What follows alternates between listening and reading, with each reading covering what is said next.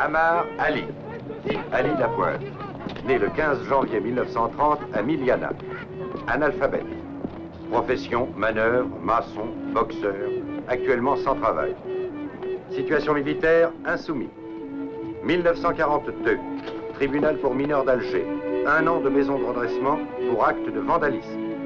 1944, tribunal pour mineurs d'Oran, 2 ans de maison de redressement pour cause de désordre public. 1949, tribunal d'Alger, condamnation à 8 mois de prison pour outrage à agent dans l'exercice de ses fonctions.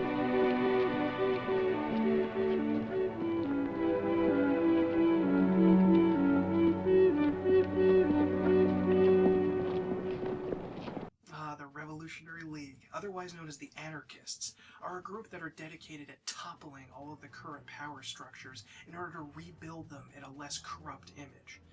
The Anarchists are my second favorite group because of how much they're political, how much they're violent, how much they represent a lot of left-wing political values. They want to destroy all of the rich, all of the powerful, turn the cage and eventually the planes upside down in order to find the real dark of the universe. They're a faction that actually wants to get rid of all of the other factions and even the idea of having a faction. They want to replace them with something else, because the factions to them are all corrupt, full of people that are rich and just enjoy power. They're not actually looking for any secrets of the universe. They're just cruel, mean, rich, and in power, and that needs to stop. Anarchists do not have any clear idea about what they want to replace the world with. They know it's corrupt and they know it's bad, but they don't really know what they want instead. So this leads to a lot of problems like what they're going to do when everything is already destroyed. Some want to just table all of those ideas until it actually happens, but most of the time the anarchists eventually argue among one another, sometimes violently, as to what they're going to do when all of this crashes down. And there's no really clear idea. It could be anything. What they know is that everything is corrupt and should be destroyed, but they don't know what comes next, which is a problem for a lot of real-world revolutionaries. Even recently, we've seen a lot of revolutions in the Arab world and also in the former Soviet world that didn't really lead to anything new because they were divided about what they wanted. There was no clear goal about what they wanted to go to. There was no ideology waiting in the wings to sweep in and take over from what is left. All of the other factions can at least feel safe within their own faction while they're fighting everybody else, but not the anarchists. The anarchists alone are often at war with themselves about what they're going to do with the world after they shake up the power, or how they should go about doing that, and how paranoid it can be working in secret with the governors always breathing down your neck, ready to kill you as soon as you mess up. The anarchists have no idea what they want to replace the current system with, and that can lead to a lot of comedy. Are you the Judean People's Front? Fuck off. What? Judean People's Front? Well, the People's Front of Judea. Judean People's Front. Wankers. Listen, the only people we hate more than the Romans are the fucking Judean People's Front. And the Judean Popular People's Front. Oh, yeah. Split. And the People's Front of Judea. Splitters. The People's Front of Judea. Splitters. We're the People's Front of Judea. Oh. I thought we were the Popular Front. People's Front. Whatever happened to the Popular Front? Eh? He's over there.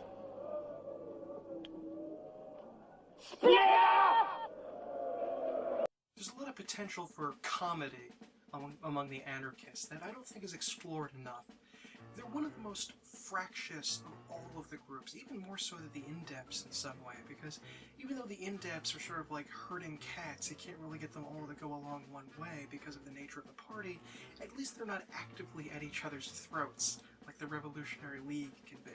The anarchists are one of the most loosely organized groups in Sigil. They do not have a speaker in the Hall of Speakers, they don't really have any say officially in the running of Sigil, and they don't really seem to have any kind of official leader.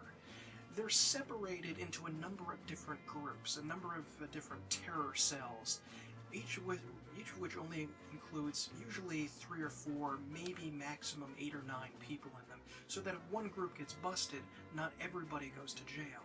Nobody knows everybody else in the organization, only a couple of the people that they're working with at the time.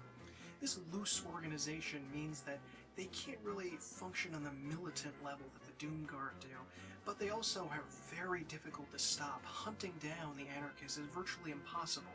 You can't stop them, no matter how hard the Harmonium may try. But that decentralization and secretive nature of the faction is a huge strength as well as a weakness, because to try to stamp them out is like trying to crush Jell-O. You can't really do it. It just sort of moves and squishes about a little bit, and you can't really get a good handle on it to destroy it. The Anarchists are virtually impossible to entirely get rid of, because they have hideout flats hidden all throughout the city that people can go to. They have members everywhere, all throughout the plains, and you don't know where they are. It's not like you can storm their base and kill almost all their members. You can't do it. The Anarchists are everywhere. They even have bases hidden right next to their enemies' bases. They're all over the city. However, you do have to remember that this decentralized nature makes them hard to join together in a united front against other people, but still, it's a huge asset to be able to avoid detection and spread yourself out invisibly throughout all of society. Joining the Anarchists is a little bit difficult because, remember, they're essentially an illegal organization. What the Anarchists do is to look for people that are discontented, lost, angry, but they don't know what they're angry at, lonely, the people that can be convinced that the current order is not appropriate and is the cause of their problems. They seek these people out. Can I join your group? Now, piss off.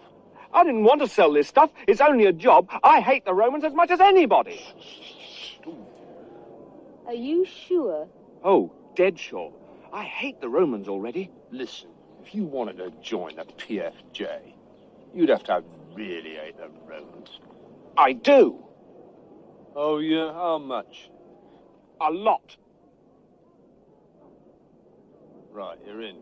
Joining the Anarchists involves gradually spreading a vague sense of discontent throughout the city, and hopefully you'll be approached by someone who's an anarchist to join a terror cell. Once you do, you have a huge amount of adventures set before you to tear down everything around you, to rebuild it in a new way, to hunt down people in your organization, to fight and ferret out infiltrators and so forth from the police. It's a hell of a lot of fun.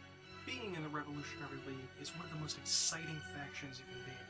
I've always had a fascination with the French resistance and the other resistance movements during World War II, and revolutionaries and partisans in general.